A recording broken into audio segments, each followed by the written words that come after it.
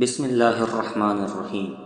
السلام علیکم ورحمۃ اللہ وبرکاتہ۔ ناظرین کرام، آج کی اس ویڈیو میں ہم ایک نہایت اہم اسلامی مسئلے کے بارے میں بات کریں گے، اور وہ ہے غسل کے فرائض، سنتیں، مستحبات، مکروہات اور نواقض۔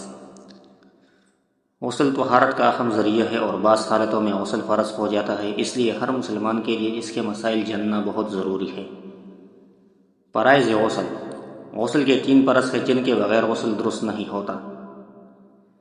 منہ میں پانی بھر کر کلی کرنا، اس طرح کہ پانی اچھی طرح حلق تک پہنچ جائے۔ ناک میں سانس کے ساتھ پانی چڑھانا، جہاں تک ناک کی نرم جگہ ہے وہاں تک پانی پہنچانا ضروری ہے۔ تمام بدن پر 1 مرتبہ پانی بہانا، بدن کا کوئی حصہ حتیٰ کہ بال برابر جگہ بھی خشک نہ رہے۔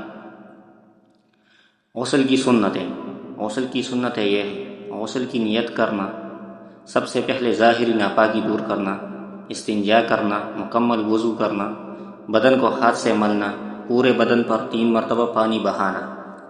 یہ سنتیں ادا کرنے سے غسل مکمل اور باثواب ہو جاتا ہے۔ غسل کی مستحبات: غسل کے مستحبات یہ ہیں: تنہائی خلوت میں غسل کرنا، قبلہ رخ نہ ہونا، بدن کو اچھی طرح ہاتھ سے ملنا، پانی کم خرچ کرنا، غسل کے بعد 2 رکعت نفل نماز ادا کرنا اگر وقت اور حالت اجازت دے۔ غسل کی مکروہات: غسل کے دوران درج ذیل امور مکروہ ہیں۔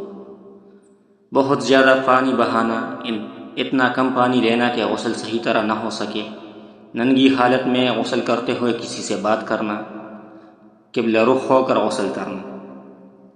اہم تنبیہ: کسی کو اپنی شرم کی جگہ رانے یا گھٹنے دکھانا حرام ہے، چاہے غسل کی حالت ہی کیوں نہ ہو۔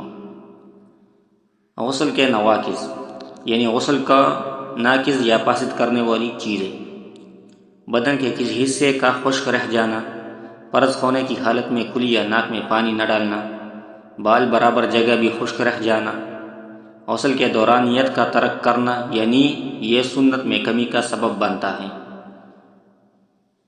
ناظرین کرام، غسل کے صحیح ادائیگی سے نہ صرف طہارت حاصل ہوتی ہے بلکہ عبادات بھی قبولیت کے قریب ہو جاتی ہے۔ اگر ویڈیو پسند آئے تو لائک کریں، چینل کو سبسکرائب کریں اور بیل آئیکن کو ضرور دبائیں۔ جزاکم اللہ خیرا۔ والسلام علیکم ورحمۃ اللہ وبرکاتہ۔